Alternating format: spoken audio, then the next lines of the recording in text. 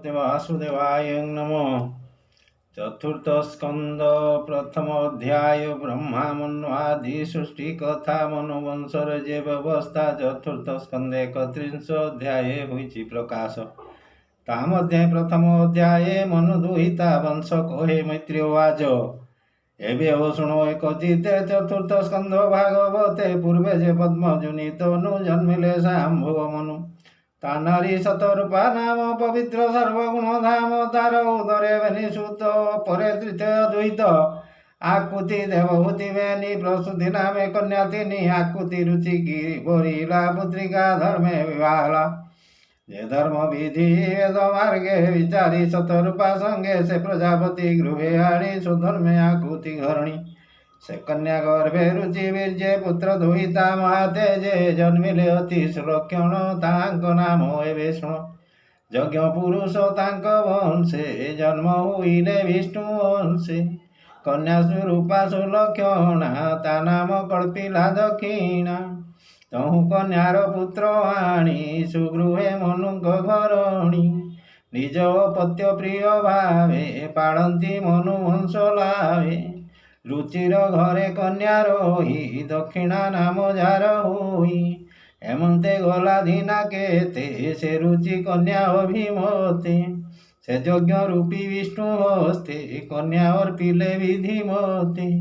जे यज्ञपति कन्या पाई गृहस्थ धर्म विधि बही दक्षिणा गर्भे मनु बोला 12 पुत्र जन्म कला। तुष प्रतुष पुत्र वेनि संतोष भद्र शांति तीनि। षष्ठ पुत्र जे इडस्पति वेदे अधिक जार मोति। इग्ध कवि जे विभूषण सुदेव 12 रोचन। एहि 12 भातृगणे मनुर आज्ञा परमाणे तुषित नामे देवगण हुईले सृष्टिर कारण। मरीचि आदि सप्तमुनि यज्ञ को इंद्र पदे घेनि उत्तान पाद प्रिय व्रत एबिनि मनु राजा सुत। व्यांक ठारु वंश जेते पुत्र पौत्र प्रमिते जे कन्या देवहूति नाम ताहाकु लभिले कर्दम। ताहार नव कन्या गर्भे जे भाउ पूजिले पूर्वे से कथा कहिबई तोते तु जणे पचारिलु मोते। प्रसूति कन्या मनु राजा देई दक्ष को कला पूजा तार संतति दिनी लोके विस्तार होइले अनेके कहिबी एथिर कारण तु एबे सावधाने शुण। शुणते नव मुनि वंश हरोई अशेष कलमुष कर्दम ऋषिंकर बाला ज्येष्ठ दुहिता नाम कला। मरीचि वीर्यता उदरे जन्मिले भेनि जे कुमरी कश्यप पूर्णमार दोई सुचि सुंदर भेनि भाई। एबेनि भाईंकर वंश जगते अनेक प्रकाश बीरज पूर्णिमार सुत अपर विश्व विदित। तादेव कल्या नामे कन्या परे जे गंगा नामे धन्या। अक्रीर अनसूया नारी अति सुंदरी सुकुमारी ताहार गर्भे तिनि सुत हुईले जगते विख्यात। दत्त दुर्वासा सुमतिनि तिनि देवंक वंश घेनि विदुरवाच। अत्रिर पत्नी गर्भगते त्रिदेव जन्मिले के मंते जे ब्रह्मा विष्णु त्रिपुरारी सृष्टि पालन हंतकारी। कि हेतु कि कर्म विचारी किंपा जन्मिले देह धरी एकथा संशय तुमते भमुनि कह शुद्ध चित्ते मैत्रेयवाच। शुण विदुर तो समन अत्रि जे ब्रह्मानंदन स्वभावे ब्रह्म ज्ञानी वर ब्रह्मा होइले तपकर। जे तपे जवा देव से भी तार प्रसन्न फल लभी हेमंत पिता वाक्य मानी धर्म पत्नी को संगे घेनी। से पतिव्रता अनुसया ताकु न लागे विष्णु माया। से साधु पत्नी संग मेले मिलिले रक्ष कुला चोली। से गिरी शिखे नाना फूल सुरंग सुगंध अतुल्य। दिव्य सुसंच पंती पंती मनमोहन वृक्षे छंती। चंदन चंपक अशोक पारिजातक कुरुवक। विविंध्या नामे नदी वहे स्नाने सकल पाप दोहे। सेवने पशिवे निजने तप समाधि जुग ध्याने। मन को धरी आत्म बले पवन इंद्रिय निश्चोली। एक चरणे उभा हुई ऊर्ध्व धने शून्य ध्यायी। सतेव रस जुग ध्याने बंचिले पवन सने।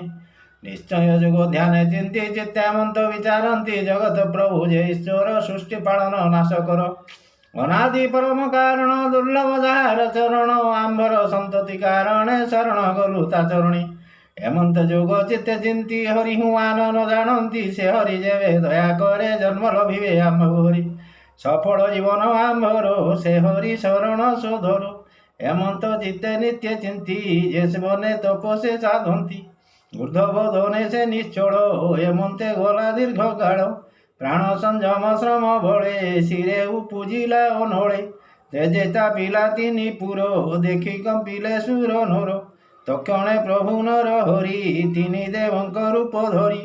ବେଗେ ମିଳିଲେ ଶୂନ୍ୟ ପଥେ ଗନ୍ଧର୍ବ ବିଦ୍ୟାଧର ଜ୍ୟୋତେ ଉରଗ ସିଦ୍ଧ ମୁନି ବୃନ୍ଦେ ଅପ୍ସରା ନୃତ୍ୟନ୍ତି ଆନନ୍ଦେ ଶୋଷର ଯତ୍ନେ ଗୀତ ଗାନ ଜେଣେ ସନ୍ତୋଷ ଆତ୍ମା ମନ ଗପ ପ୍ରଭାବ ହୃଦେ ବହି ଶ୍ରୀହରି ଯଶ ତୁଣ୍ଡେ ଗାଇ ଦୁର୍ଗମ ବନ ତପସ୍ଥାନେ ମିଳିଲେ ମୁନିଙ୍କ ଆଶ୍ରମେ ଦେବଙ୍କ ଆଗମନ ଦେଖି ଯେ ମୁନି ଆସନ ଉପେକ୍ଷୀ ସମାଧି ତପ ଆଚରଣେ ଥିଲେ ଯେ କଇଚରଣେ ବେନି ଚରଣ ତଳେ ଥୁଇ କପାଳେ ବେନି କର ଦେଇ ହୃଦୟ ପୁଲକିତ ଭାବ ଯେଣୁ ଗୋବିନ୍ଦ ଅନୁରାଗ ହରସ ସୃଜଳ ନେତ୍ରେ ପ୍ରଣାମ କରି ଦଣ୍ଡବତେ ଉଠି ଚାହିଁ ଶୂନ୍ୟ ମାର୍ଗେ ତିନି ମୂରତି ଦେଖି ଆଗେ ବୃଷଭ ପରି ରାଜ ପକ୍ଷୀରାଜ ଜାନେ ପରମହଂସର ବିମାନେ ତିନି ଦେବଙ୍କ ଚିହ୍ନ ଦେଖି ନିର୍ମଳ କଲା ଭେନି ଆଖି ଦେଖଇ ବ୍ରହ୍ମା ବିଷ୍ଣୁ ହର ନିଜ ଆୟୋଧ ଧରି କର ପ୍ରସନ୍ନ ଦିଶେ ମୁଖ କାନ୍ତି ଶୀତ ହାସ୍ୟ ଶୋଭା ପାନ୍ତି ଏମନ୍ତ ଦେଖି ତିନି ମୁଖ ମୁନି ଛାଡ଼ିଲେ ମନୁ ଦୁଃଖ କଣ୍ଠ କୁଣ୍ଠିତ ଗଦ ଗଦେ ପ୍ରଣାମ କରି ପଡ଼େ ପାଦେ କରଞ୍ଜଳି ଶିରେ ଦେଇ ବୁଲଇ ତାଙ୍କ ମୁଖ ଚାହିଁ ଅତ୍ରିବାଜ ତୁମ୍ଭେ ଯେ ବ୍ରହ୍ମା ବିଷ୍ଣୁ ହର ନମଇ ଚରଣେ ତୁମର ସୃଷ୍ଟି ପାଳନ ସଂଗାରଣେ ତୁମର ଶରୀର ପ୍ରମାଣେ ଭକ୍ତଜନଙ୍କ ପ୍ରୀତି ଯୋଗେ ଶରୀର ବହ ଯୁଗେ ଯୁଗେ ମୁଁ ଧ୍ୟାନ କଲି ଯାହା ରୂପ କହେ ମୋତେ ତା ସ୍ୱରୂପ ସନ୍ତାନ ପାଇଁ ଭଗବାନ ତବେ ମୁଁ କଲି ଆରାଧନ ଏବେ ତ୍ରିତୟ ରୂପ ଧରି ତୁମ୍ଭେ ବିଜୟ ମୋର ପୁରୀ ଏ ବଡ଼ ବିଚିତ୍ର ମଣଇ ସଞ୍ଚୟ ଫେଡ଼ ଦୟା ବହି ମୈତ୍ରୀ ବାଜ ଏମନ୍ତ ଅକ୍ତି ବାକ୍ୟ ଶୁଣି ବିଷ୍ଣୁ ଶଙ୍କର କୁଶ ପାଣି କହନ୍ତି ଅକ୍ରି ମୁଖ ଚାହିଁ ଭୂମୁନି ଭାଗ୍ୟବନ୍ତ ତୁହି ତୋର ପ୍ରାୟ ତପ ଘୋରେ ତପସି ନାହିଁ ଏ ସଂସାରେ ପତ୍ନୀ ସହିତେ ଦୁଃଖ ସହି ତପ ଯେ କଲୁ ଓନେ ରହି ଚିତେ ତୁ କଳ୍ପି ଅଛୁ ଯାହା ତୋତେ ପ୍ରାପତ ହେଉ ତାହା ତେଣୁ ଆମ୍ଭର ତୋଷେ ଦୟା ତପେ ଗଦ କଲୁ କାୟା ଯାହାକୁ ଧ୍ୟାନ କରୁ ତୁଇ ସେ ଆମ୍ଭେ ତିନି ଏକ ହୋଇ ମନେ ତୁ ସଂଶୟ ନ କର ହୋଇବୁ ତୋର କୁମର ତୋର ଯଶ ଏ ଜଗତେ ନିଶ୍ଚଳ ରହିବ ଯେମନ୍ତେ କରିବୁ ସତ୍ୟ ଏ ବଚନ କହି ହୋଇଲେ ଅନ୍ତର୍ଧ୍ୟାନ ନିଜ ଭୁବନେ ଗଲେ ଦେବେ ଶୁଣ ବିଦୁର କହୁ ଏବେ ସେ ତ୍ରିପତ୍ନୀ ଗର୍ଭ ଭାବେ ଜନ୍ମ ହୋଇଲେ ତିନି ଦେବେ ନୟନ ମଧ୍ୟ ସୋମଜାତ ଉଦରୁ ଦତ୍ତ ଯେ ସମ୍ବତ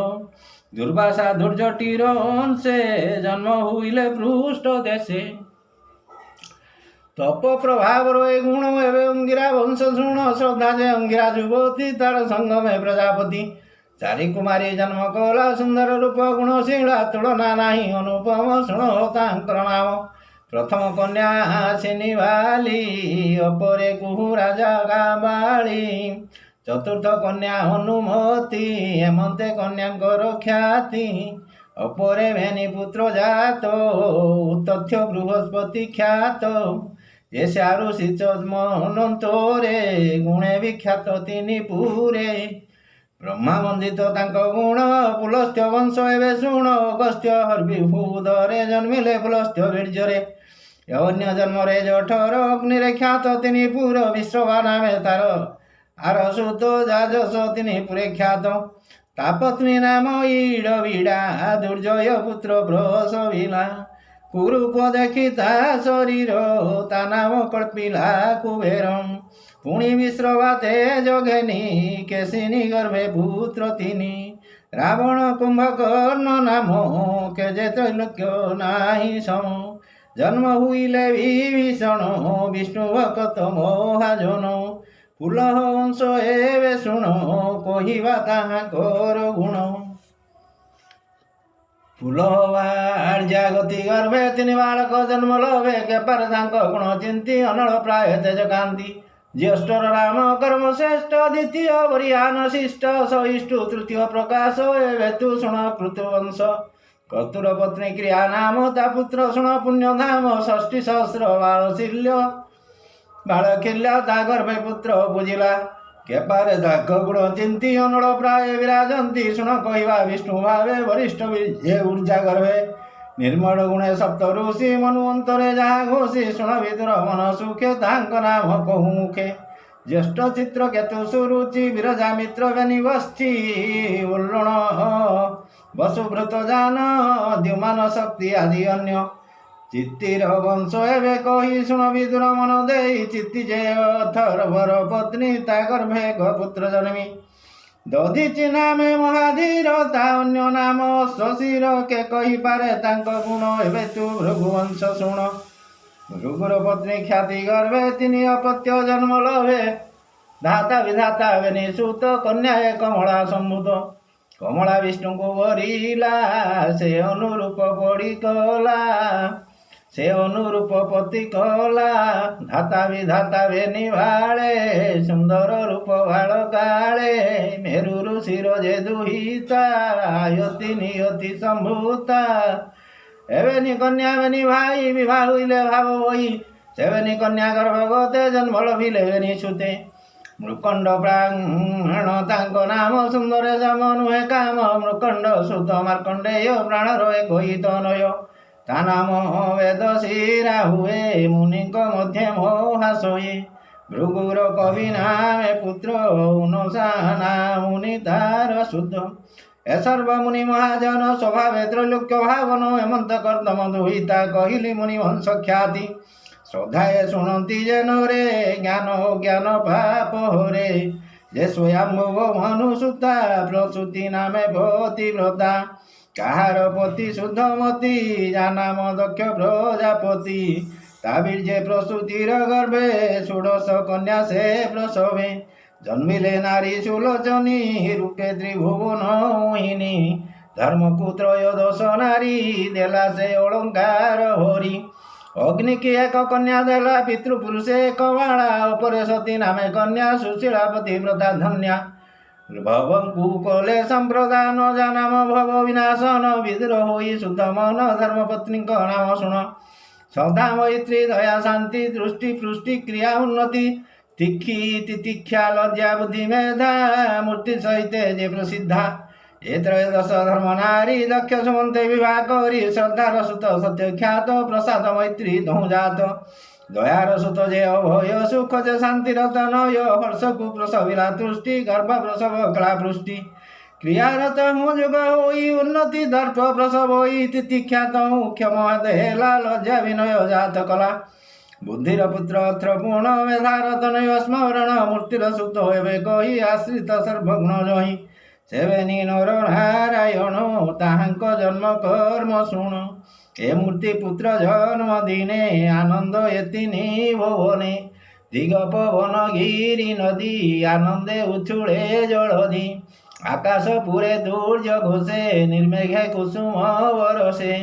ସକଳ ମୁନି ସ୍ତୁତି କଲେ ଅଳ୍ପରା ଅପ୍ସରା ମାନେ ନୃତ୍ୟ ଭୋଳେ ଗନ୍ଧର୍ବ କିନ୍ନର ଆନନ୍ଦେ ଗାଇଲେ ବିଦ୍ୟାଧର ବୃନ୍ଦେ सकल ग्रहे अनुकूल उत्सव परम मंगल हरसे हर पद्मजुनि संगे देवता वृंद घेनी मिलिले धर्मर भुवने आनंद मने सर्वजने देवावाच जे निज माया गुणे बरी विश्व संसारे देह धरी विश्व पालन क्षम अर्थे भारत भूमि मध्य गते धर्मर गृहे अवतरी प्रकट ऋषि रूप धरी तप आचरे जनहिते से हरि चरणे नमस्ते जे हरि सृष्टि स्थिति अर्थे आमंकु सर्जई से दत्ते सर्वरक्षण अर्थे हरि आत्मा कुबे निरूप जरी परिपालक उपबले आसन धरणी मंडले श्रीनिकेतन जिणी नेत्र किंचित ईक्षणे पवित्र जे प्राणी ताकु आश्रय करे संसार बंधु सुखे तोरे सेवे निरूपे विष्णु वंशे जन्म लभिले धर्म वंशे हेमंत सुर घोड़े कही स्तुति करती मुख चाही से देव स्तुति पूजा ज्ञानी से नर नारायण बेनी তপে জগত জনহিতে সে গন্ধমাদন পর্বতে মিলিলে শুভ লগ্ন বেড়ে ভারত ভূমি সুমঙ্গলে ভূমির ভারা নিবারণে জগত পরম কারণে সম্ভূত যদু কুরু বংশে কৃষ্ণ অর্জুন বৈষ্ণু বংশে অগ্নির সোহা নামে নারী তিনি কুমর জাত করি পাবক পবমান সূচি ঘৃত ভোজনে তাঙ্ক রুচি ଏ ତିନି ବୀର୍ଯ୍ୟ ଅଗ୍ନିଗଣେ ଜନ୍ମିଲେ ସଂସାର ଧାରଣେ 45 ରୂପ ହୋଇ କେତେ ଗଞ୍ଜନ୍ତି ସ୍ୱର୍ଗମୋହି ଖେ ପୁଣି ପିତୃ ପିତାମହ ସଙ୍ଗତେ 49 ଦେହ ସ୍ୱଚ୍ଛନ୍ଦେ ପିତୃଗଣ ସଙ୍ଗେ ମିଳନ୍ତି ବୈତାନିକ ରଙ୍ଗୀ ଯେ ବ୍ରହ୍ମବାଦୀ ବିପ୍ରଗଣେ ସେ ଯଜ୍ଞ ମନ୍ତ୍ର ଉଚ୍ଚାରଣେ ଅଗ୍ନିରେ କରନ୍ତି ଏ ହବନ ପିତୃଙ୍କ ନାମ ଏବେ ଶୁଣ ଅନଳ ଶ୍ୱାସ ବହିଷଦ ସୌମ୍ୟ ବା ଜପ ଆଦି ଭେଦ ସାଗ୍ନିକ ନିରଗ୍ନିକ ଦୁଇ ଏହାଙ୍କ ପତ୍ନୀ ଶୋଧା ହୋଇ ତାର ଉଦରେ କନ୍ୟା ବେନି ଜନ୍ମିଲେ ପିତୃରୂପ ଘେନି ଯାନାମ ବୟୁନା ଧାରିଣୀ ସ୍ୱଭାବେ ସେ ବ୍ରହ୍ମବାଦିନୀ ଏ ଅନ୍ତେ ଦକ୍ଷ ପ୍ରଜାପତି ତାର ଦୁହିତା ନାମ ସତୀ ଈଶ୍ୱର ପତ୍ନୀ ସେ ସ୍ୱଭାବେ ତାର ଚରିତ୍ର ଶୁଣ ଏବେ आत्मसदृश पुत्र गर्भे से सती केवे न लभे पिता अवज्ञा स्वामी तुले चित्ते से न सहिला भले पितार यज्ञशाळे जाई स्वामीर छळे कूप बही देवଙ୍କ मध्य यज्ञशाळे जीवन छाड़े जोग बळे चतुर्थ स्कंदे भागवत कहिला विप्र जगन्नाथ इति श्रीमद्भागवते महापुराणे पारमहंस्यां संहितां चतुर्थ स्कंदे विदुर मैत्रेय संवादो नाम प्रथमोऽध्यायः।